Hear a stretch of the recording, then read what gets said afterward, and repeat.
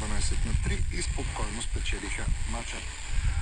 Женският баскетболен тим на Монтана и Рапид Букурещ завършиха наравно 69-69 точки в контролна среща, играна в румънската столица. Проверката бе втора за българският вице-шампион в Румъния, след като преди ден воденият от старши треньора Преслав Пешев тим отстъпи пред сребърния медалист в румънското първенство Фарул Констанца с 61-63 точки.